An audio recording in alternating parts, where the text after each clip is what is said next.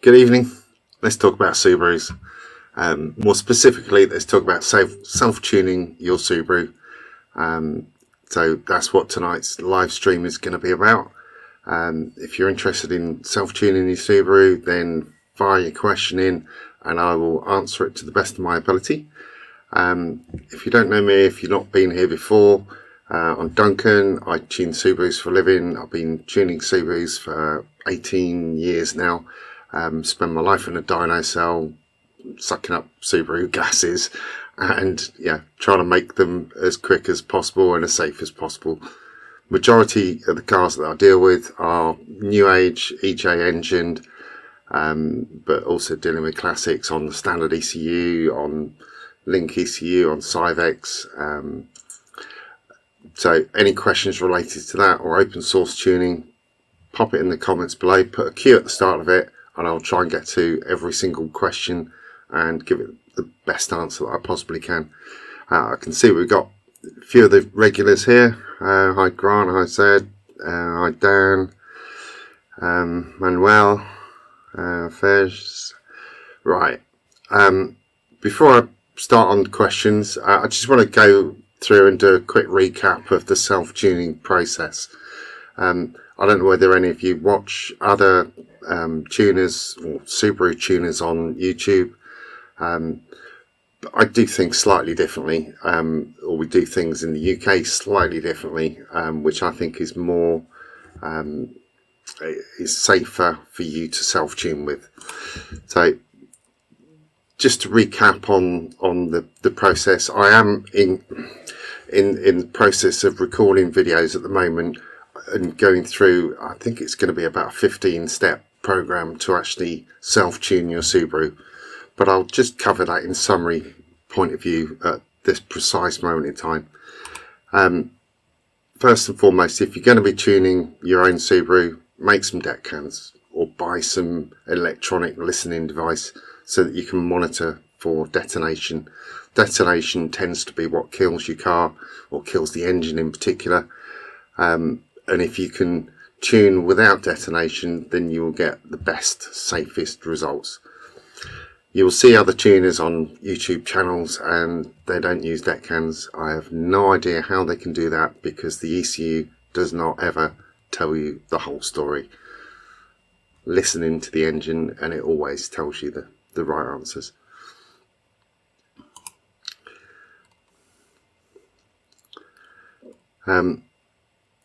Another tool for the job, get a wideband. The lambda sensor on the Subaru is not very accurate. A wideband sensor, like if it's your own car that you're tuning, get a wideband gauge plugged in or permanently mounted in so that you can actually see what the air fuel ratio is permanently, properly, and tune to that rather than the inbuilt sensor on the car, because that does not always tell the truth. They are very inaccurate. And probably the starting point really for self-tuning your car is data logging. Like, data is your friend.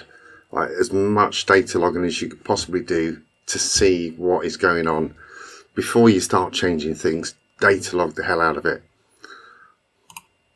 Then download your ROM.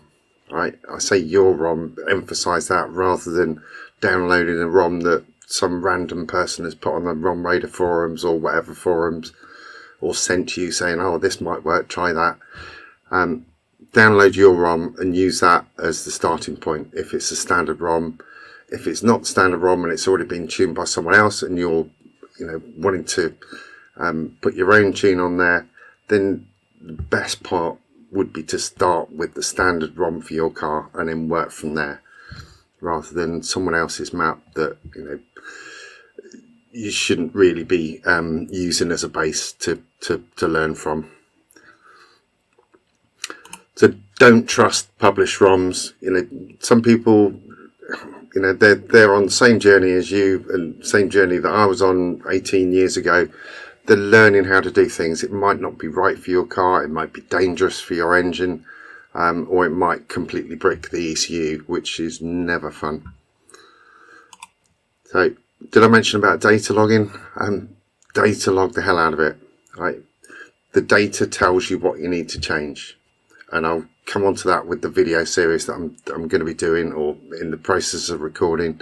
I did some videos on this last year, and very popular and got lots of views and lots of comments. So I'm going to go into that in a lot more detail. As I say, there'll be about 15 separate videos on that.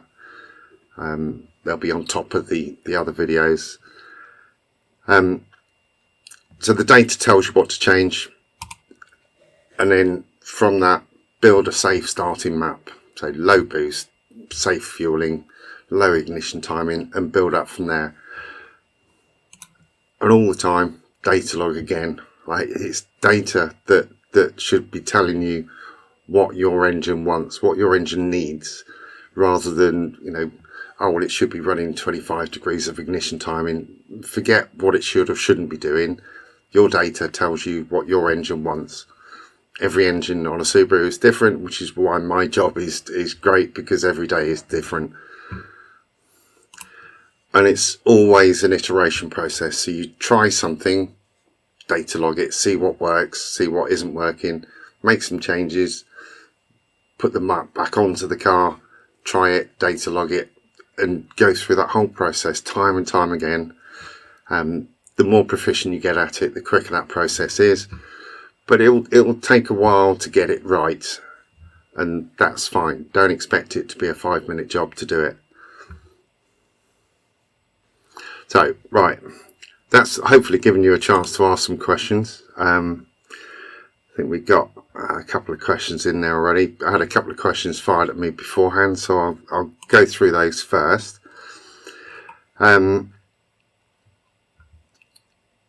Right, excuse the name, but yeah, Goofy Ballsack said, how to tune for a catless downpipe. Same as any other modification, same as any other mod on a Subaru. Try, data log, and then iterate that until you get it right. The catless downpipe will boost easier, boost easier, so you might want to drop the wastegate duty down to keep control of that. You might want to, well, you would definitely want to keep an eye on the air fuel ratio to make sure that that's where you want it to be, because if you're making the air easier to get out of the engine, that will change the air fuel ratio. So a decat downpipe or a catless downpipe is going to change the air fuel ratio from what it was on to a new figure, probably leaner. And because it's catless, you may want to, we may be able to add more ignition timing in, because it's easier for the engine to get rid of the old dead air, so it's getting fresh, nice new air to explode with. So you can add more ignition timing there, which is going to give you more power. But don't do any of that without the deckhands, without the wideband. You can't tune without the tools. Don't just flash a map on there and hope that it works, and certainly don't rely on the knock sensor or the ECU knock control to save your engine. It can only do so much, and sometimes they just don't listen at all.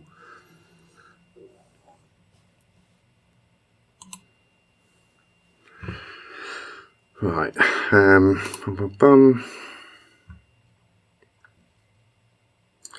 okay, right, so a couple of questions there, that's good.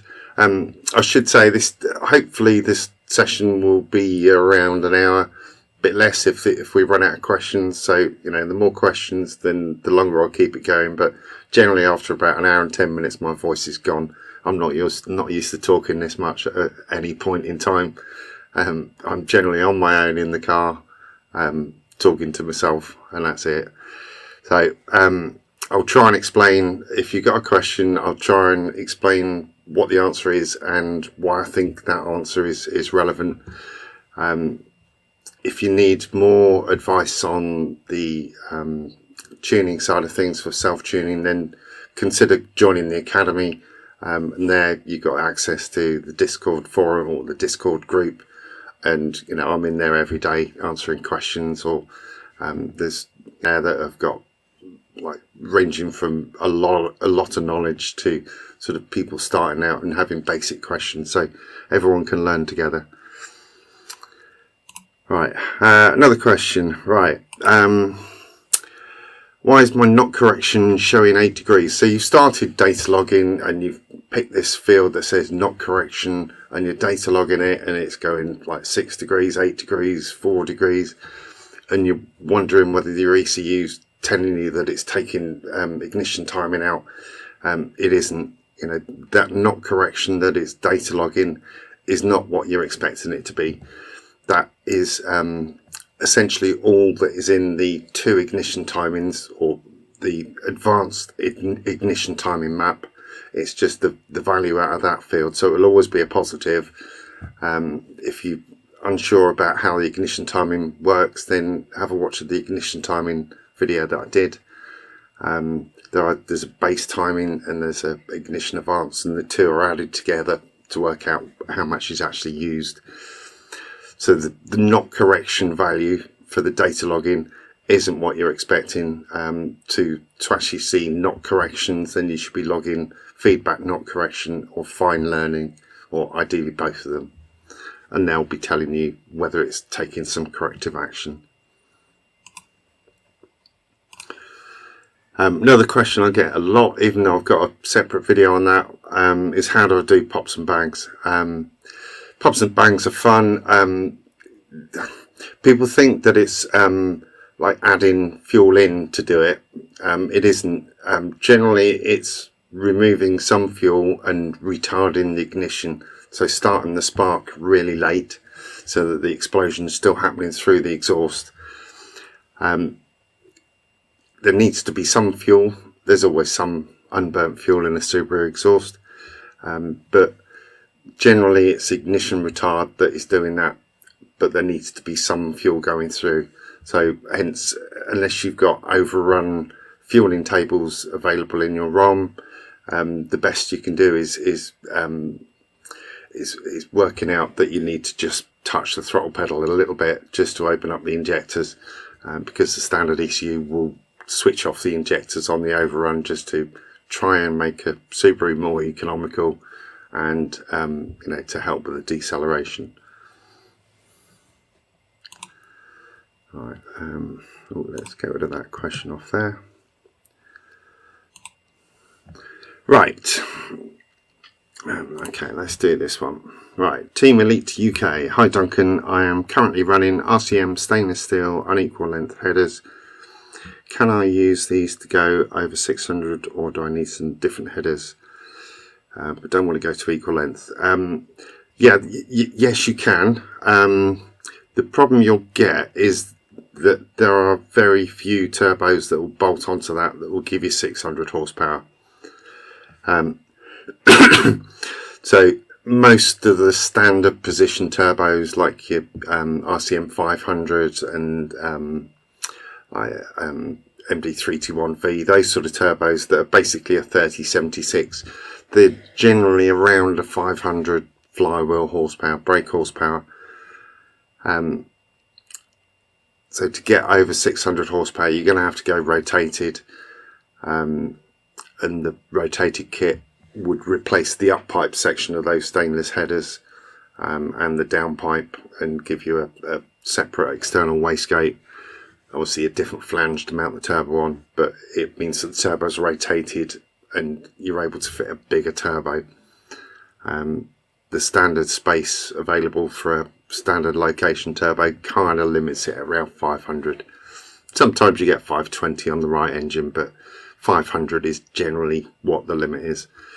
So you can use those headers, but you need to replace the up pipe for the rotated kit up pipe.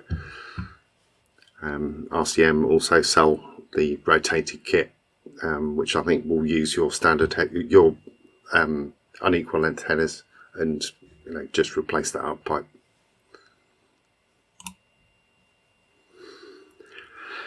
Right. Bum, bum, bum.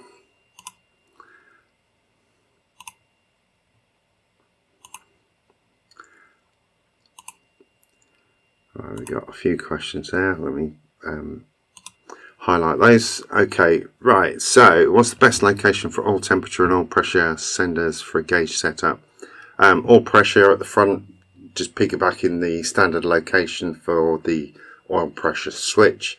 You'd have seen those sort of on a big braided cable or a little block with the another sensor hole and the oil pressure sensor to run for a gauge.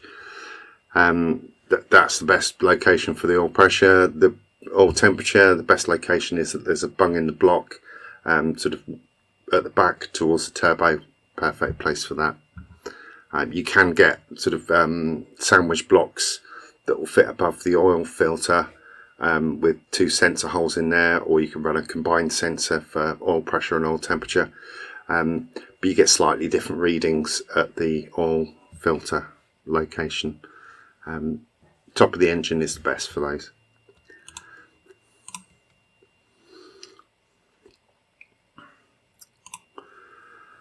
Right, Dan. Hi, Duncan. Looking at link ECUs for my Hawkeye. What's the one to go for? G4X on that. There's two versions. You need to check your wiring loom to see whether you've got wires in pins 1, 2 and 3 on the A plug. If you go onto the link website, it will tell you which one is the A plug. It's the furthest on the left as you're looking at the connectors. But those pins dictate which version of the ECU you need to order. But G4X is the best option on that.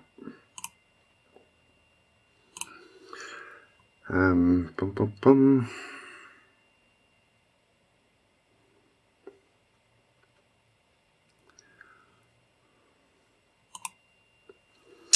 Right. I'm right in thinking you have to spare end of the can loom after the last sensor. Is that the end you have to terminate with a 120 ohm resistor to finish it off? It depends. You should be able to, I think in the software grant you can switch off or terminate it in the software. If not, yeah, it just anywhere on the last sensor will do that. But I'll double check for you and come back to you on that after tonight.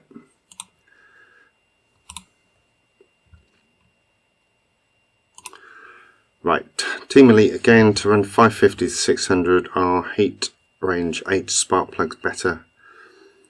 If so, which ones are what they should be gapped to?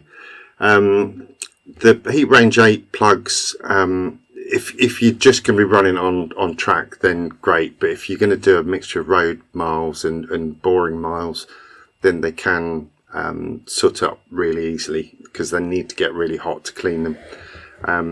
If you're fitting those, then I'd recommend having a spare set of 7s that are clean at all times, because if it's not getting used a lot, they will foul. They're always pre-gapped, the NGK Racing 8s. That's what I would fit to those. I wouldn't fit the Evo plugs. I can't remember the part number off the top of my head. It depends whether it's short reach or long reach. Some have got a recessed tip if you're running nitrous to get to that sort of power. But I would say for 550 to 600, 7 grade plugs would probably be fine, but just keep an eye on them, make sure that they're not getting too hot.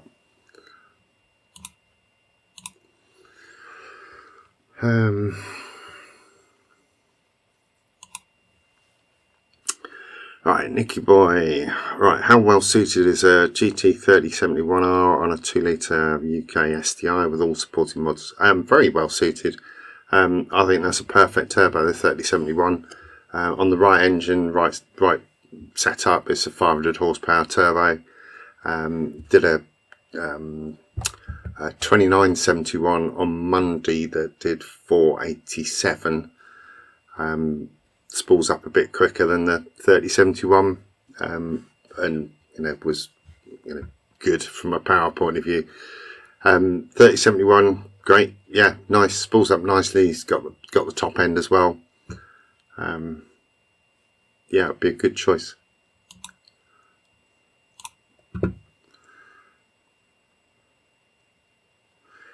Oh, right, okay.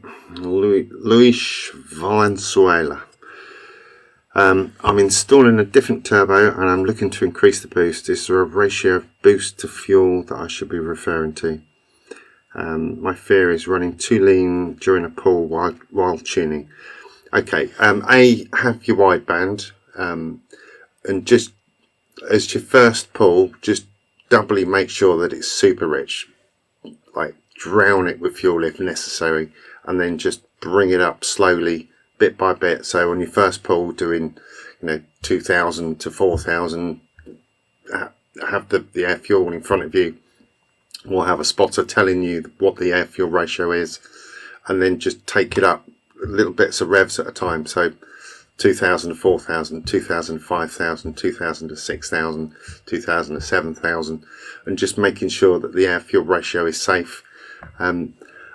Generally speaking, around 11.3 is a really nice air fuel ratio, a balance of power versus reliability and safety, and that's where I would be aiming if you're doing this for yourself.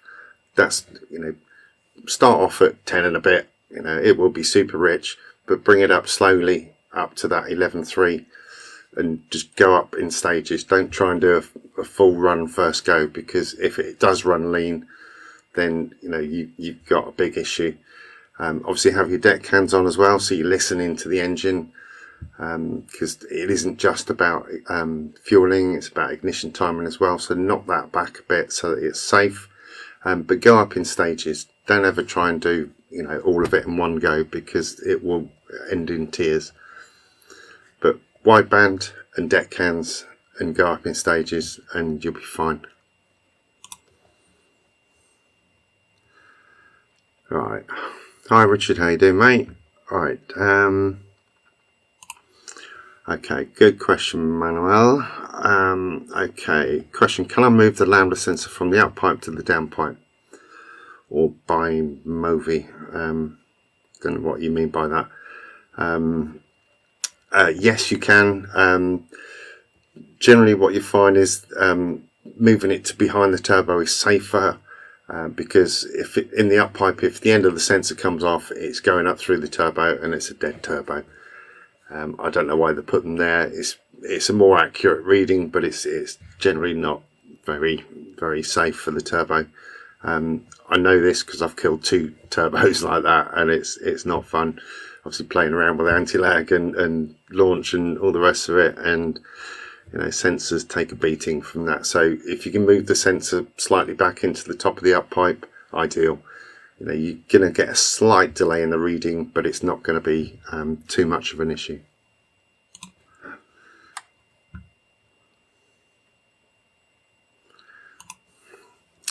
Right, Omar, hello. Can you tune AVCS in first gear to give it quick spool and better torque? Always feel like first gear doesn't have a punch until later in the RPM. The problem you got with first gear is there is not enough load and there isn't enough time to build up boost. So you're fighting against the laws of physics with that one. Try and push it with wastegate duty, but tuning the AVCS for first gear is not going to give you the results that you want. Tune AVCS for third gear and fourth gear, and then accept what physics gives you in first gear and maybe second gear. There's not a lot you can do about first gear. It's just not in that gear long enough to actually do anything. Bum bum bum bum.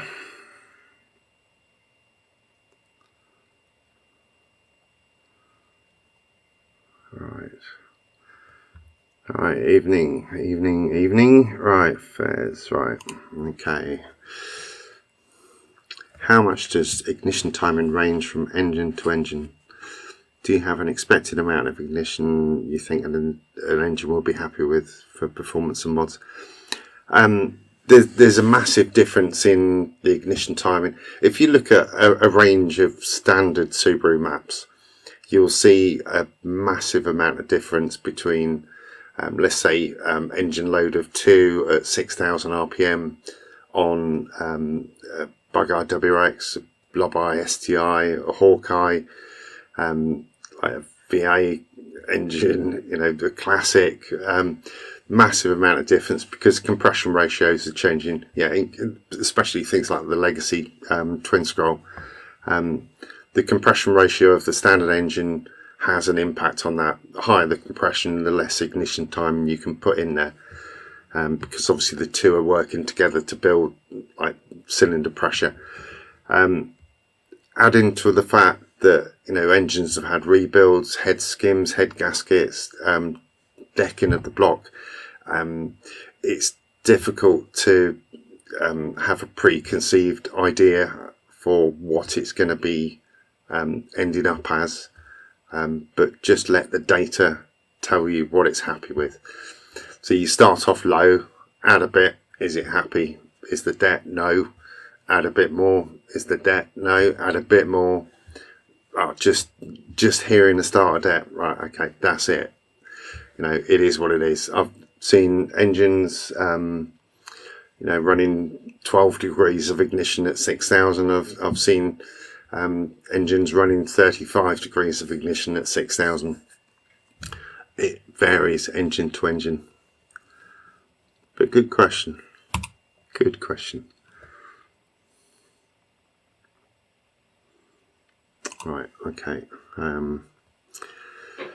First, right, do you start with very little ignition and build it up? Yeah. Always start the safest possible. Like if you ever see one of my runs on the dyno, or for a starting point map, it will be less power than the car came in with, because I want to start off really low. Not because I want to sort of build up suspense, but I just want to start off safe. So it'll be rich, it'll be no ignition in there, boost will be slightly less than boost target, and then it's easier to work up than having to take corrective action or pick bits of engine out of the engine bay halfway through a first run. So always start low, let the data tell you whether it's happy, let your ears tell you whether it's happy, and then build it up from there. All right, let me get rid of this. Boom, boom, boom. All right, let's get rid of that. Right. Okay.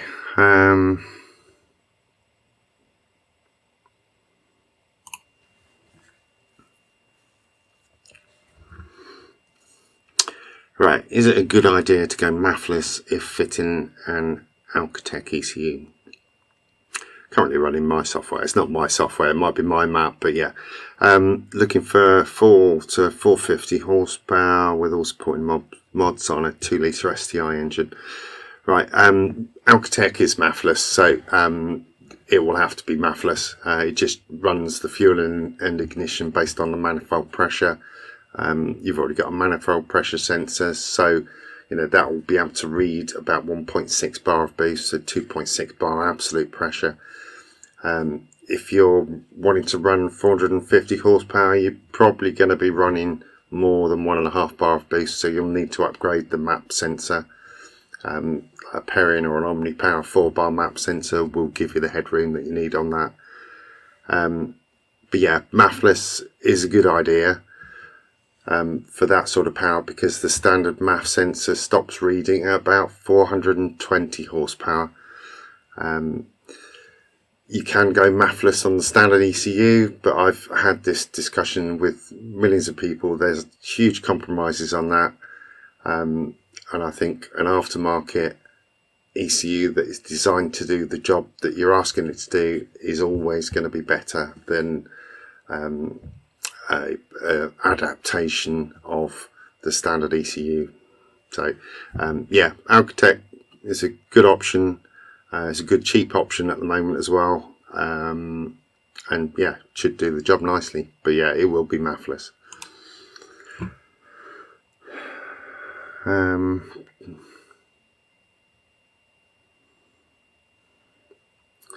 I'll come back to that at the end. That's not really a question about tuning.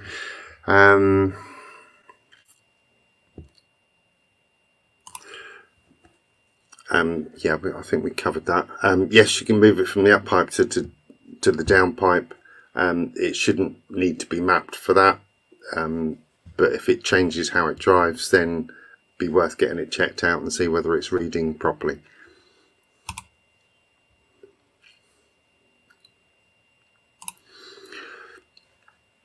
Right. Yeah, I keep getting asked this.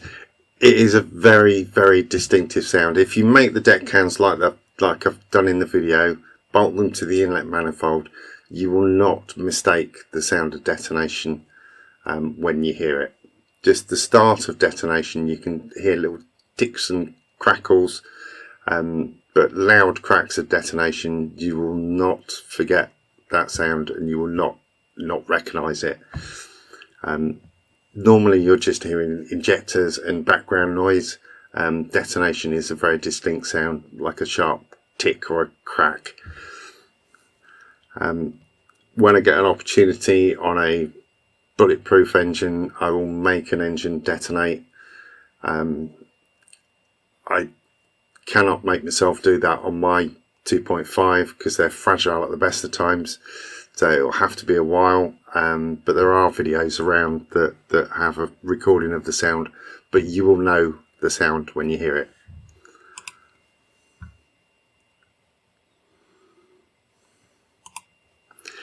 Right, Joe Briggs, is it worth converting a non-AVCS car to have AVCS? Yes, it is.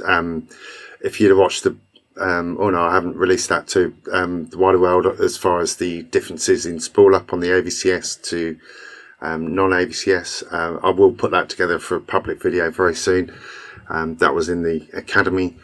There's about 700 RPM of spool up difference, and you know that's a chunk load of torque. So if your ECU can cope with it and you've got the ability to do it, you'd obviously need to change the heads, the pulleys, and have an ECU that's capable of controlling it. Then yeah, it is worth it from a torque point of view. But if you're running a 5-speed gearbox, maybe more torque isn't what you want. So it's not quite a yes and no, but it is worth it from a performance point of view.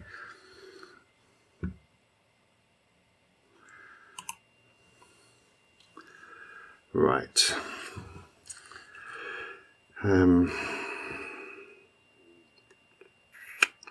Right, can timing being off cause high idle or lean spike right off idle or when pressing the gas pedal? Also, hello. The ignition timing at idle is generally around the sort of 14-15 degrees. If it's running 25 degrees at idle, then that will cause the idle to be higher because it's, you know, sparking more efficiently. Half of the idle control mechanism is using the ignition timing low just to bring the revs down. So if the timing is high, which I would question why it was high rather than trying to bring it down, it might be that it's just not recognizing the throttle position sensor at the right point. Then yeah, that could cause a high idle. Not sure about a lean spike right off idle. Might be something else going on there, Marcus. What ECU is this? What's the spec of the car? Just give me a quick detail and I'll come back to it in a minute.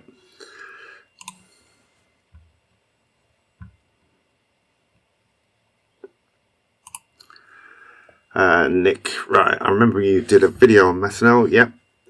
Is it possible we can have one setting up and tuning for ethanol? Yeah, just take the M off.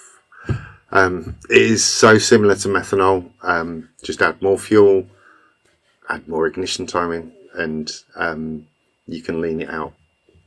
Same as methanol, you probably on a 20% methanol mix be running 12 to 1 AFR rather than 11.3.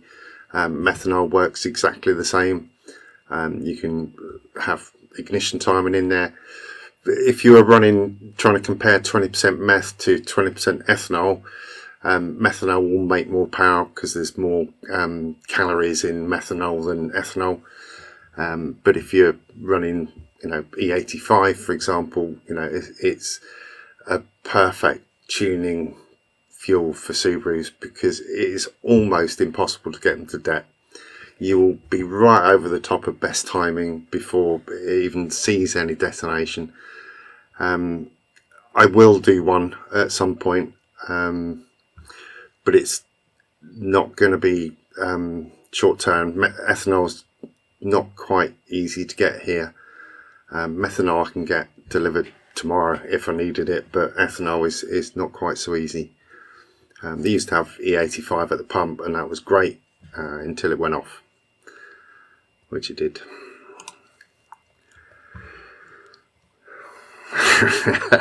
I can't believe people are still asking me about cylinder 4 cooling mods. I will come back to that. Right.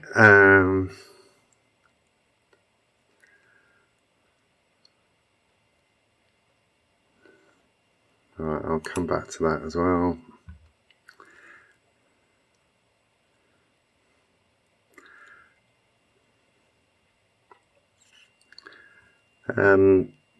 Marcus, what ECU is on that?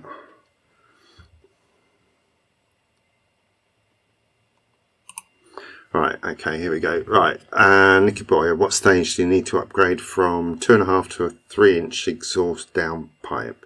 The break-even point for that is around that 340 horsepower. Beyond that, the 2.5 starts to restrict it. You can still make the power with a 2.5, but you would make more power with a 3. So the crossover point is blurred around that 340, 350 horsepower.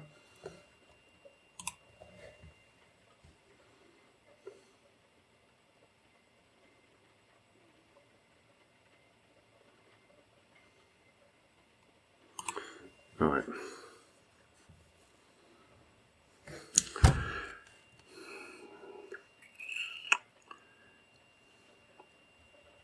Okay, right, I'm getting that.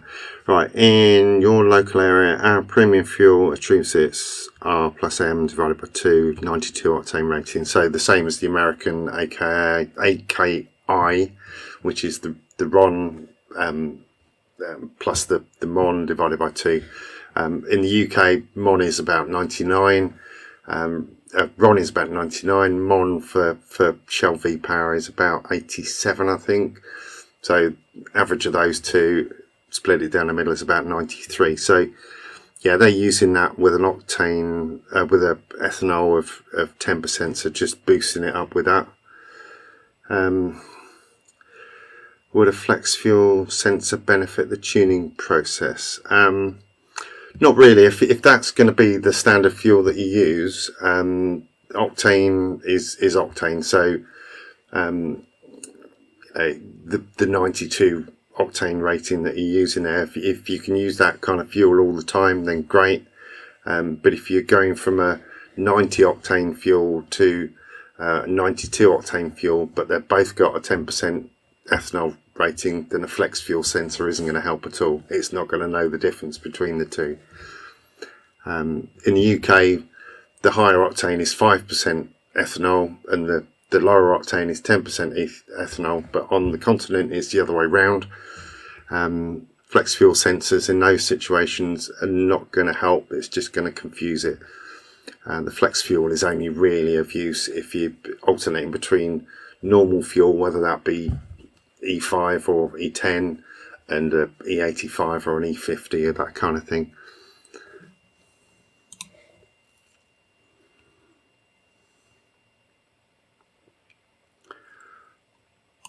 Right. Hi Duncan, I'm fairly sure my wastegate has a slight rattle at 2.5 to 3,000. Okay, will it be a case of a small adjustment on the actuator to add pressure? Yeah, crack off the 10mm or 11mm lock nut, take off the C-clip that holds the actuator arm on there. Best to do that when it's cold, because otherwise it's just going to ping over the engine bay and it's gone. But yeah, do that, take that off, wind it in so that you've got so that some of the hole is like some of the post is not in the hole, so it's you're having to preload it to get onto the actual shaft, and that'll be fine. It might build up boost a bit easier than it did, so it'd be worth checking with your mapper, or if you've done it yourself, then I can't remember whether I've done that one, but yeah, it might be worth getting it checked out for boost.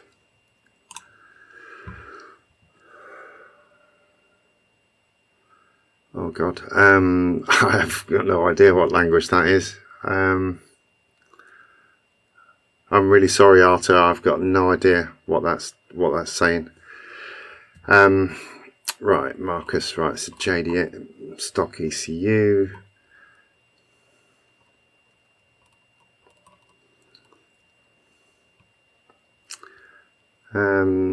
Right, so if it's doing the lean idle and a high idle and a lean spike, it could just be the idle control valve is fuzzed up. If the car's sat for a while, then they can corrode inside and stick. The power needed by the motor is tiny, or the power exerted by the motor is tiny, so if there's any resistance to there, it will not open properly or will not close properly. Or it could be a hose off that's raising the idle. The lean spike off idle. Yeah, something else going on there. Data log should be able to narrow that down as to what's going on there. It could be a MAF reading. It could be throttle position sensor thinking it's still in idle mode. It could be a lot of different things. Data will point us in the right direction for that.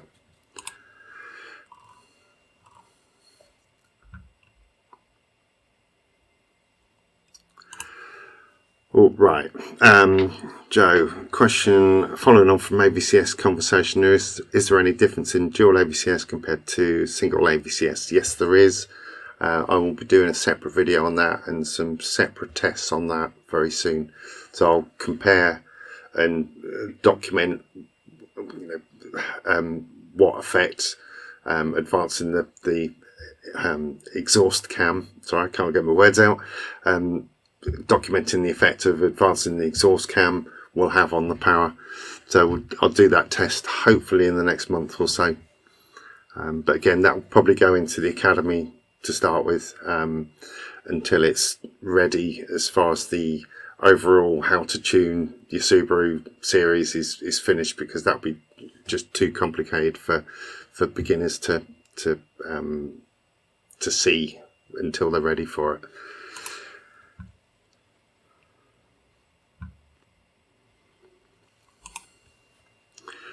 Right, Arta Aku. Right, how harmful is low ignition timing in the lower load range? I would like to reduce the ignition timing from 45 to 30. It's not going to be harmful reducing it from 45 to 30, but I would question why you would want to do that.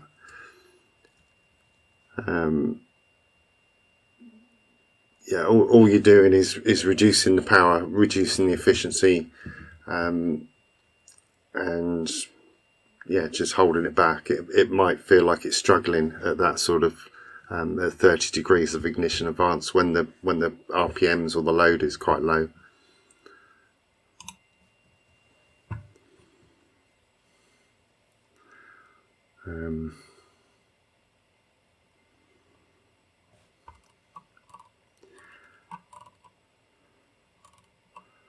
Right, I'm missing something here. Alright, Reese Washy. I've no idea. You are. Yeah, can you ask the question again, and hopefully I'll get a chance to get back to it. Alright, first, do you prefer tuning methanol in the tank mixed with fuel, or methanol in its own tank with its own controller instead of flex fuel sensor? I would never put methanol on its own container in the car, because if there's ever any leak or spill, methanol burns without a flame. You will not know that it's on fire.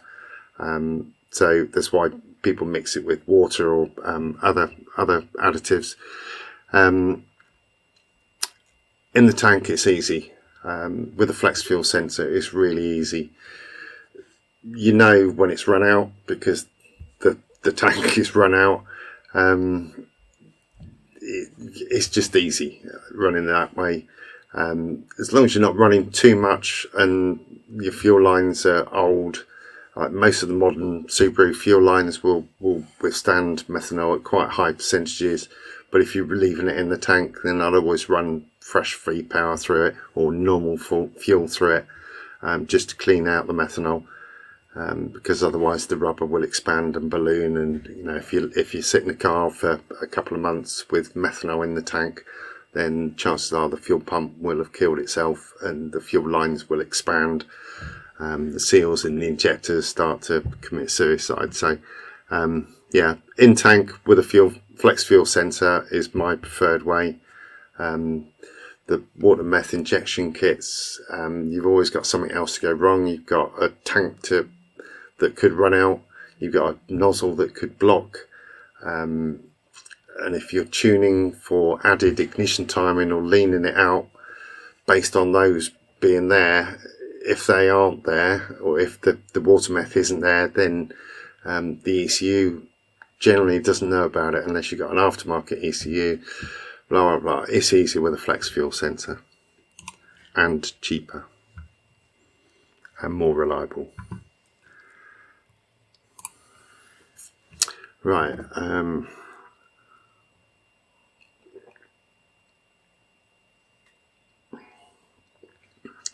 right, okay, hope all is good. Yes, all's good. Yeah, I'm sorry I wasn't around for the last couple of weeks. I've been ill. I have still been working, but kind of getting to the end of the workday and dying on the sofa. Right, Luna TL says, I've got a mapped Forester XT, need to add a second sports cat. Will it be on the safe side to run it around until you get it mapped again? Yeah, it'll be fine. Off boost, it'll be absolutely fine. It won't even know it's there. On boost, it's going to add restrictions, so it's going to probably be harder to make boost. It'll probably run richer, but there'll be more back pressure on the engine, so it'll be more inclined to detonate. So I wouldn't give it full boost until it's mapped again, but it'd be fine for just running around off boost.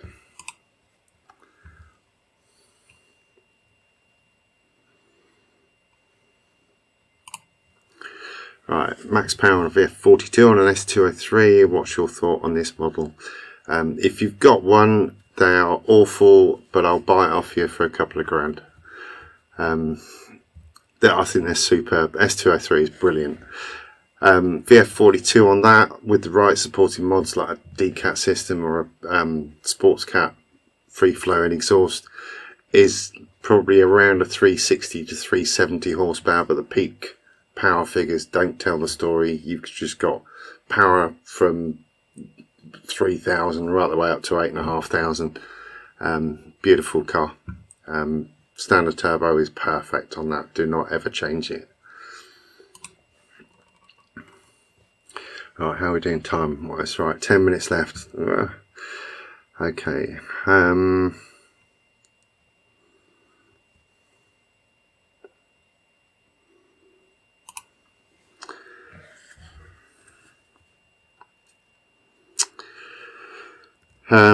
Oh, good question. Right, what do the AVCS cams do, retired, advanced, etc., when run on a non-AVCS ECU?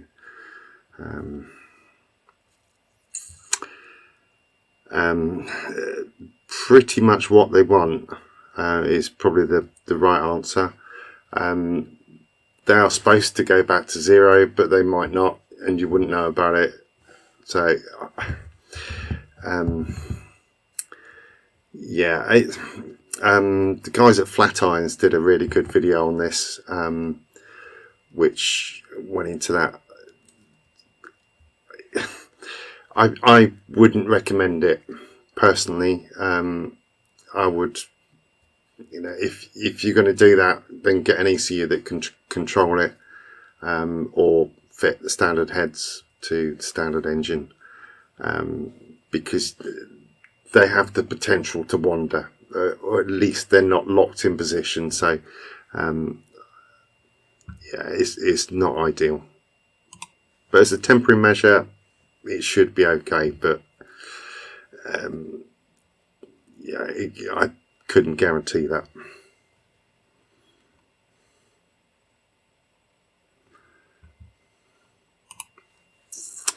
Okay, Miguel.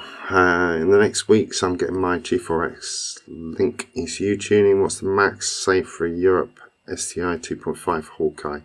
It depends what fuel you're using. Miguel, are you in Spain or Portugal, or if so, something like the Repsol 98 or the Galp 98 is a good fuel. It's slightly less power potential than a UK fueled car. Just because the octane is slightly less. The engine is probably safe for high 300s, but the pistons aren't particularly strong and the head gasket setup is not particularly great. Yeah, I certainly wouldn't be going above 400. Depends whether you get the standard turbo on there or not, and what fuel you're running, but yeah, 360, 370 would be my suggestion.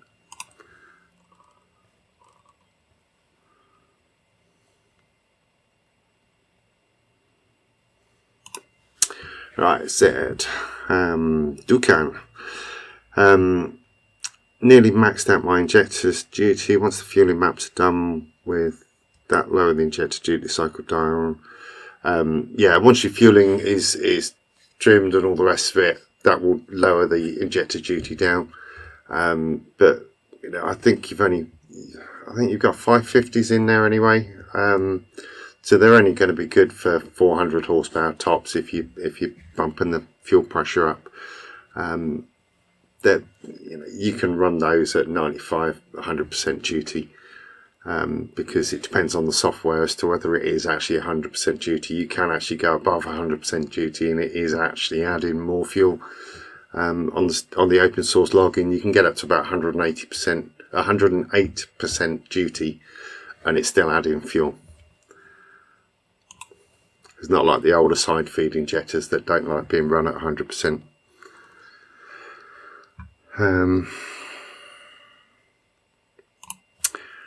Recommendation on air filters to run MAFless, anyone you want. K&N would be recommendation in that situation. I wouldn't go with the foam ones. I know the pairing one looks nice, but I don't think it stops as much debris going into the engine as a K&N. Alright, we're getting to the end. I might not be able to answer them all. Alright, where are we? Okay, Reese Washi, I have a GD WRX 2 litre, getting code P0171, lean back 1. Is it a fuel system problem like pump or injectors, or is the MAF bad? I only get it sometimes when going slow or coming to a stop. Right, generally that is just the MAF calibration is just slightly off. It might be the MAF sensor's dirty. It might just be heat soak in the engine bay that is causing the temperatures in there to rise, and that will lean it out. That 171 just means it can't get to the 14.7 that it wants to get to within the plus or minus 25% that it's got to play with. So if it can't correct to get to 14.7, then it flags up either 171 to say it's lean, or 172 to say it's too rich. More likely just the MAF sensor needs calibration. So just slight tweaking of the MAF curve at the lower end there, and sort of from 0 to 20 grams per second would be enough to just sort that out. Very easy. I would say it's definitely not a fuel system issue.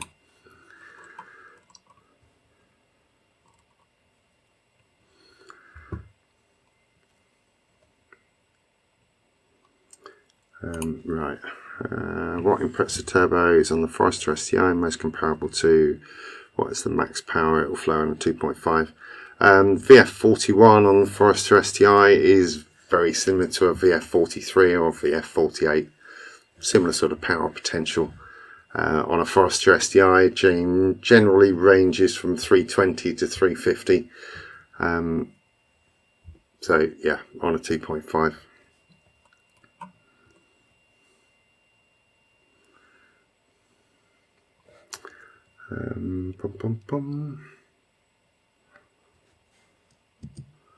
Where did I want to go?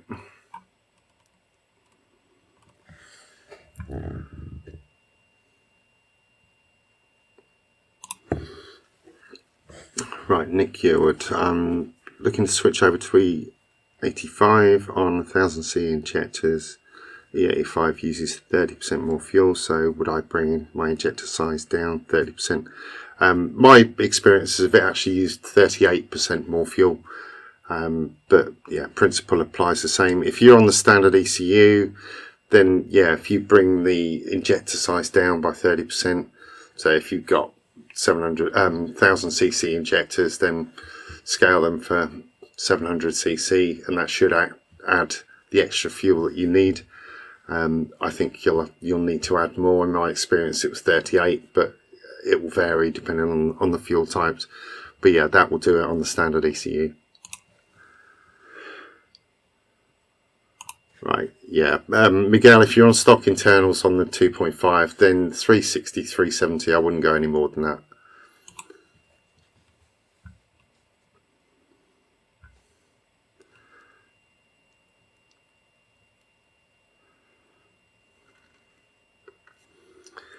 Alright,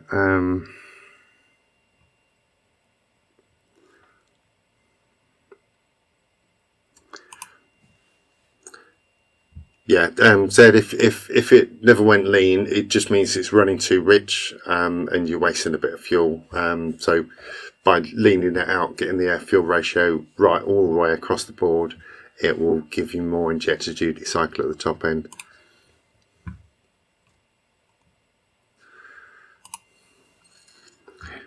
Right.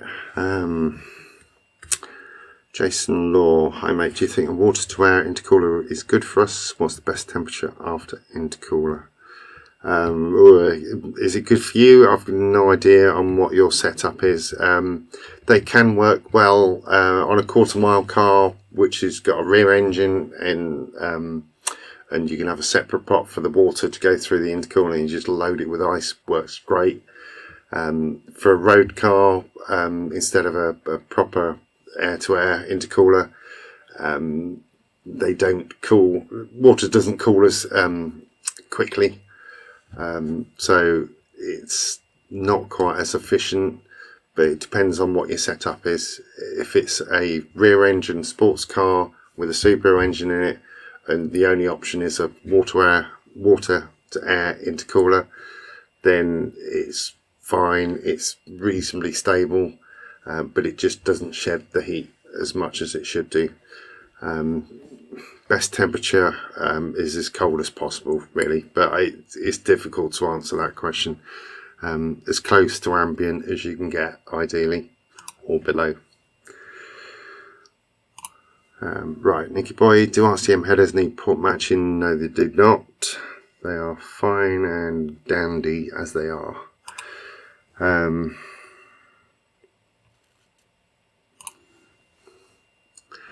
Right, to convert a 2003 Blob WRX to have AVCS, is it just the ECU, the heads and the loom? Yeah, you need the inlet cam pulleys as well, but yeah, that's just, yeah, the heads, ECU and the loom adapters, you can just run that through. It all goes into the smallest plug on the ECU. It's really easy. Generally the wires are numbered for what pinhole they go into, and it's really easy.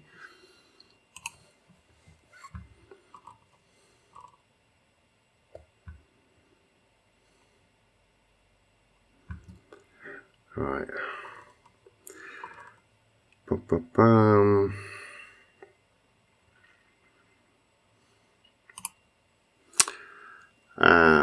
Dura is the way to get flex fuel working with OEM ECU like Carby ROM and using MAF or rear lambda.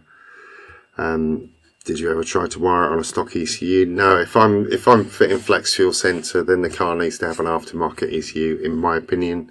Why bother trying to do that and then cutting corners on the thing that's controlling it all? You can do it on Carby ROM. You can do it on a 32-bit ROM like MERP mod. I find that really difficult to say for some reason. But no, I haven't tried wiring it on the standard ECU. You can do it with ECU Tech, and that actually works pretty good.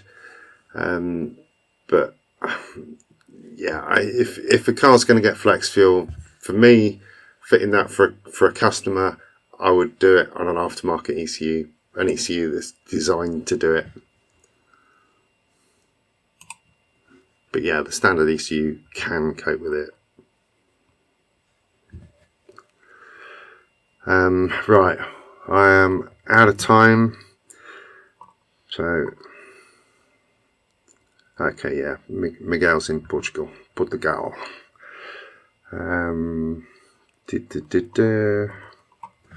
Oh, crikey. This might be the first session I haven't got all the answers to. I've had a couple of questions about under seal. I'm not going to cover that in this session. Today's session is about tuning. Under seal, look on the Facebook groups and find someone that can under seal your car for you.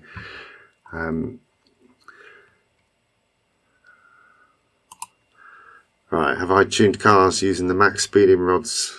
The max. They approached me to sponsor a video, and I politely declined. There's no way I would say anything is good if it's not, and I just know that their stuff is not going to be good. I haven't tried the turbos, but I just know that I would be disappointed.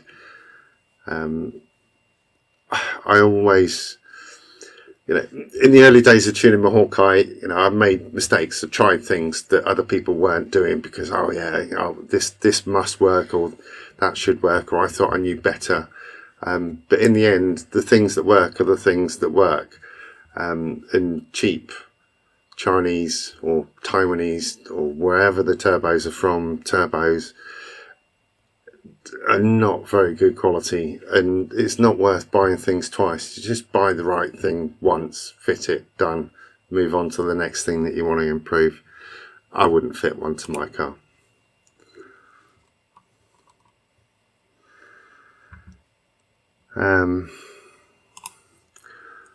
Luis, no problem at all. I enjoy it. I really enjoy it.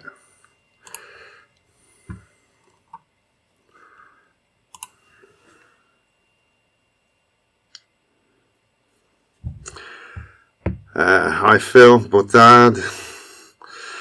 Right, flex fuel but never ran meth. What if I don't get the right percentage mix with petrol? Will I be okay? Bit scared.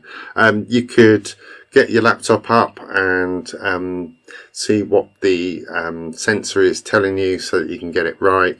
But the way that I set up a flex fuel sensor is like it works at 0 for normal fuel. It works at, let's say, 30% for the most methanol mix. Anywhere between there and you're fine. It will just take care of itself. That's the beauty of the flex fuel sensor. On some cars, I set it up to 40%. But yeah, if you put in 1 litre of methanol and 4 litres of petrol, that's 20% mix. Because you got the flex fuel sensor, it is not absolutely critical that it is bang on percentage wise. Right, I'm going to have to call it a day, guys. I'm over schedule. So last couple of questions.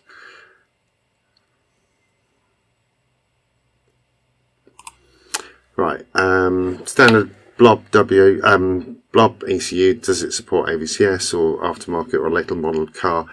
Just the STI one. Get a UK STI ECU, get the keys coded for that ECU, and plug the AVCS wiring loom in there, the different heads and pulleys, and yeah, job done. It will fire up.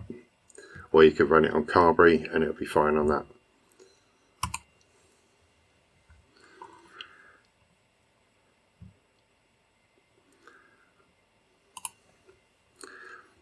yeah, I just, you know, the Carberry things and the Merc mods and all the rest of it is like standard ECU is designed to do a job. When you slice some of the standard ECU's very small memory and use that for toys like flex fuel and anti-lag and launch control, you're taking away stuff that's designed to do other stuff. Rather than having an ECU that's designed to actually do what you're asking it to do, like the Cyvex, the Link, the Haltech, the Motec, ECU Master, whatever the ECU is, you know, they're designed to do the things that you're asking it to do, whereas the standard Subaru ECU is not designed to do that. Okay, right. That, I think, is probably the end of it.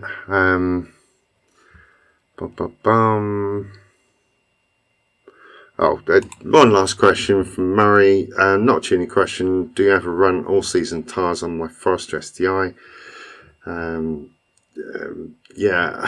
No, I tend to go the other way and just put like track tyres on it, or road legal track tyres, and then curse when it rains.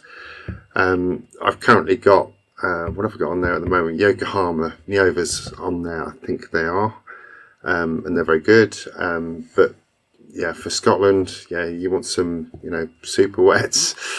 Mind you, it was lashing down with rain here today or this afternoon. Tyres, there are so many opinions on tyres. Yeah, where would I start with that? Yeah, all season tyres are fine. It depends what you use in the car for. Anyway, right, that's it. I'm calling it a day. Thank you very much for the questions. Thank you for joining me. Thank you for staying for the duration. If you're watching this on replay, put your comments or questions in the comments, and I will reply to as many as I can. And yeah, I'll see you in the next video. Thank you.